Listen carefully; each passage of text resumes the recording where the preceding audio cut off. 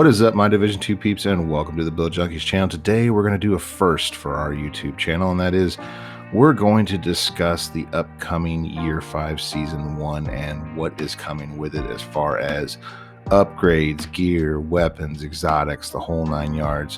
I'm not going to pull up the Twitter pages from the dev teams so that you guys can read that stuff. If you guys wanted to read that, you by all means are able to go do that yourself. But we will talk about each thing and what I believe to be the scenario with each of them, and we'll go from there.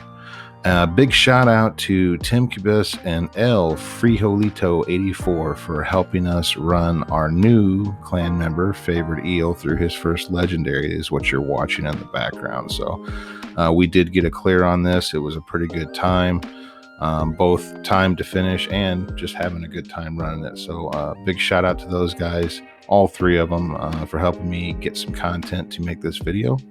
And we're going to dive into it. So I'm going to start off with the big one. The big one to me, if you were a Div 1 player, was the Ninja Bike backpack. Now, this thing is awesome. It allows you to customize and do so much with your builds. And the way it works, essentially, if you didn't play Division 1, it is a spot filler for set bonuses. So if you have 2 pieces of striker gear and you don't want to have a 3rd piece of striker gear to get that 3-piece bonus, the Ninja Bike backpack will allow you to do that. But it will also allow you to do that with anything else that's attached. So if you had 1 piece of Walker Harris, you would get that nice damage to, I believe damage to armor is the 2nd piece bonus on top of the striker that you already had for the 2 pieces. And so on and so forth. No matter how many pieces you attach to that build, it is a spot filler for the next perk or set bonus that you have for whatever gear set you have attached to your build. So it broadens the ability to do builds pretty exponentially. It's a game changer as far as them putting this in Division 2. It's going to allow so much more diversity in builds. So super excited to see that one coming to the game, and I have ungodly amounts of ideas rolling through my noggin on builds that I want to show you guys utilizing that backpack. So more on that one to come, but super excited to see that one that is going to be added to the game. Now, moving on to the gear brand set that's being added, and that is called the Habsburg Guard. Now, this one's interesting. In my opinion, most of the stuff that's geared around, or most of the gear sets and weapons and talents and stuff like that are coming out, are geared around sniping and status effects, which to me is not, I wouldn't say weird, but definitely unique in comparison to what we've seen in the past. So looking forward to these, actually, I want to see what I can actually do and what others in the clan can actually do with this build, gear sets and gear brand sets, especially with the weapons as well. But 1 piece of the Habsburg Guard gives you 15% headshot damage. 2 pieces gives you 15% marksman rifle damage, and the 3rd piece will give you 10% status effect. So yeah, that's gonna be, I'm excited for that one, but not as excited as the Ninja Bike for sure. The named chest piece will be called the Venerable for the Habsburg Guard. Its talent is Perfect Trauma. So basically what you are getting is for headshots you get blind, for chest shots you get bleed, and it is a 20-second status effect that's added to the enemy. And for the backpack you are getting the Courier, which is the Perfect Creeping Death. Now this talent I am excited about, because my biggest gripe with Creeping Death for a long time was its transmission range, which I believe is 8 meters. So they have changed that with the Perfect Creeping Death, and they're giving us a 10-meter radius with a, well, I should say, it give you a 10-meter radius spread every 10 seconds. So there is a 10-second cooldown between spreads, so you can't just rapid fire. But that it doesn't sound like a lot, but believe it or not, that extra 6 feet or extra 2 meters, or however you want to look at it, is quite a bit of a boost to that talent, which is going to allow people to run the old school all yellow high damage status effect builds with more transmittability, if that's a word. We're going to go with it anyway. Super excited about that particular talent on the courier. So moving into the next one, the gear set. Now the gear set that they've launched for this one will be called Hot Shot. 2 pieces of Hot Shot will give you 30% marksman rifle damage. 3 pieces will give you 30% headshot damage. And the 4th piece will add in the talent called Headache. Now, with Headache, the first headshot with a marksman rifle will increase your headshot damage by 20%. The second headshot will give you 10% armor, or if you're at full armor, will give you a max plus 50% of your current armor value in bonus armor, which that's pretty cool. The third headshot will refill your magazine. All right, and the 4th, going forward, after your 4th shot, if you get 3, or you will get all 3 of those bonuses at the same time for each headshot kill. That's not for each headshot. So you have to watch the wording in that particular talent. You get all of those activated by headshots, but once you reach your 4th, you have to actually make the kill to get all 3 bonuses moving forward. So, kind of excited on that one. That one looks to be pretty fun. We'll have to see. The chest piece, if you rock it with this new gear set, it has the daring talent on it, and what that does is it increases the bonus armor from 50% of your total current armor value to 100%. So that's a pretty big bump on the bonus armor. And the backpack is the Blessed talent, and what that means is you are allowed to miss 1 shot before you reset and have to start all over. So that going forward, as you're moving through your 1 shot, 2 shot, 3 shot, 4 shot, and then your kills, if you miss anywhere in between there, you reset that chain and you have to start all over. So the backpack allows you to miss 1 shot before that reset comes into place. So, yeah, I don't know. Sniping is something that I've just recently got into, so I definitely want to try this out. Once again, I'm not going to say I'm overly excited about it, but it does seem to be interesting, and I think I'm going to have some fun doing some builds with it. So, moving into the exotic weapons. Now, the only exotic weapon that we're getting is the Sacrum Imperium, or Sacrum Imperium. I guess that would be how you would pronounce it. And it is a exotic G28 marksman rifle. Now, the talent on this is the trap. You tag enemies when you're scoped in with a max mark of 10. Killing a marked target with a headshot applies a 10-second burn and gives 50% speed movement, 20% in PvP, with a cooldown of 30 seconds. So killing another with a headshot lessens that cooldown by 10 seconds. And targets take 2 seconds to mark. So it's the targets that take 2 seconds to mark. That doesn't sound like a lot of time to me.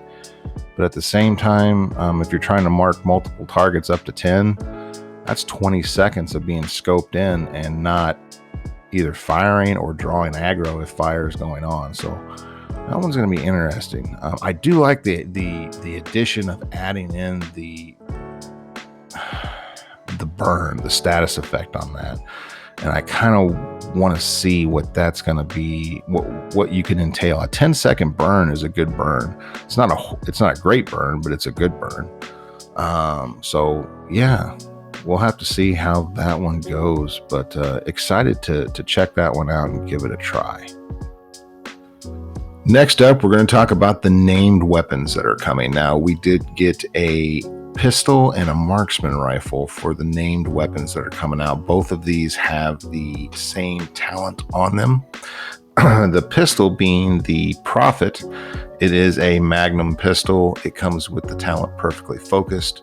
And what Perfectly Focused is, headshot kill guarantees next shot will be a critical headshot. And the marksman rifle, which is a G28 once again, has that same talent on it. Now the focus talent that's unnamed, so the non-perfect version of focus, is virtually the same, except for the next shot will be a headshot instead of a critical headshot. That's the only difference between the perfect version and the non-perfect version of that talent. So yeah, I'm going to have to dig into the G28 and pull one out of my stash and play with it a little bit to see, how does it hit? I don't think I've used that particular marksman rifle very much. So I have to do some investigating on that one, especially since we have an exotic G28 and now a named G28 coming out, just to see how that reacts, how it plays, to get a better idea. So not going to say I'm super excited about that one. Now the pistol, on the other hand, with it being a magnum, much like the Regulus, that one could be interesting.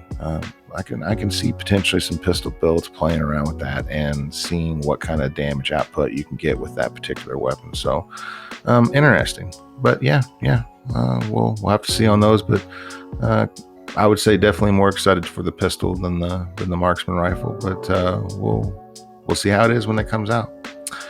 The last thing is quality of life changes. And most of these came in the form of PvP for the upcoming season. Now, they did supposedly fix the Shrap Trap for PvP to where it's not, virtually instant death if someone throws it out and gets it attached to you.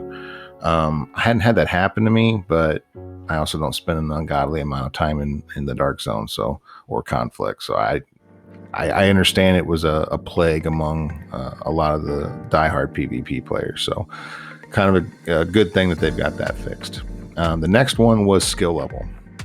You no longer will be able to knock the shields or skills down of players that have a higher skill tier level than you in PvP. So if you are running the Jammer Pulse and you're a level 2 skill tier and you have a level 5 that you're going up against, you're not going to be able to take down their skills with your Jammer Pulse anymore. You have to be at equal level or higher in order for you to damage and take down the skills. And I think that's a good thing, because you're a brave soul if you're in there running a 4, 5, and 6 tier skill build anyway, in my opinion. I probably get blasted in the comments for that particular comment, but I'll hold to it. If you're doing PvP with a high tier skill build, you're a savage in my book. The next one is shield corner peeking. Supposedly they have fixed that as well. You will no longer be able to utilize the shield and corner peek to take out your targets. So I know a lot of people have hated that and a lot of people use that. So I'm sure there is plenty of people that are happy about that and plenty of people that are extremely pissed off about it.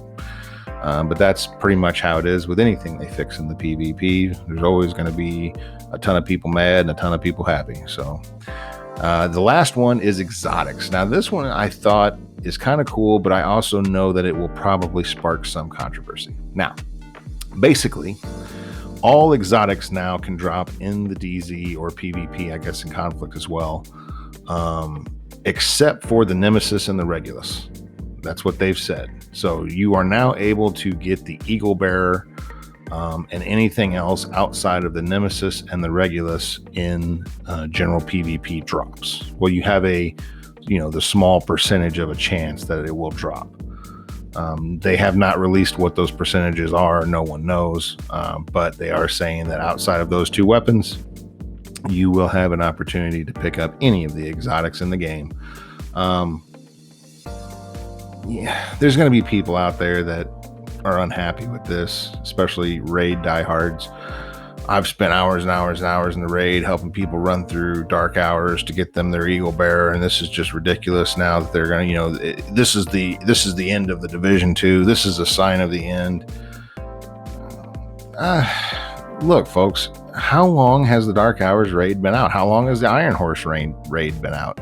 As far as getting your Ravenous, not the Regulus, but the Ravenous, these raids have been out for a long time. You know, if you were going to run the raid at this point, you probably have already ran it, unless you're a brand new player, in which case, you know, maybe you're not a raid player. You know, I get it. There's going to be people upset that have spent hours and hours and hours running these raids, and now they're able to go into the DZ, which, first of all, going into the DZ for hours and hours and hours isn't exactly an easy thing for a lot of people. So keep that in mind before you get too toxic about this particular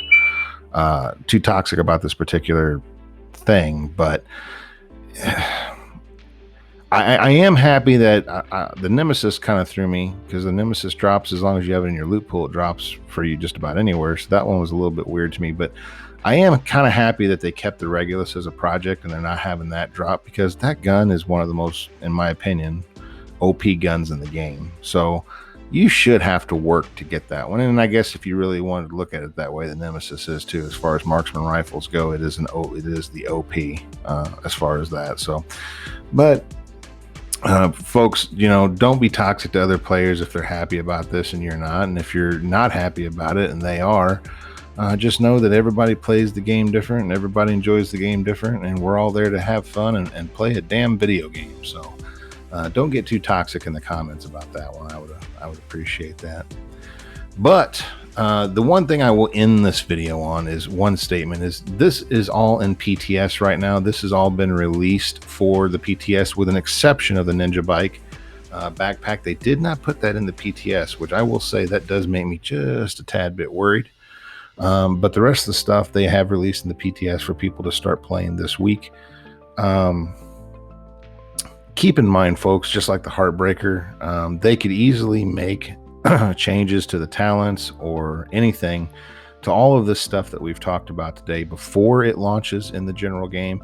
And then they could obviously make, just like I said with Heartbreaker, make severe changes to it after it launches, and they get a much wider view from people on what is working, what is not working, what is working a little bit too well, in their opinion. I'm not always going to say it's in my opinion, but in their opinion.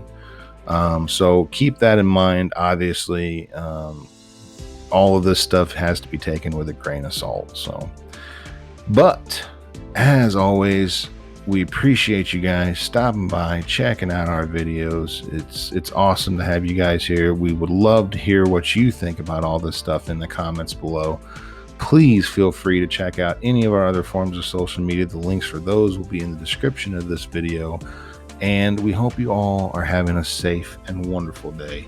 And we will see you again in the next video.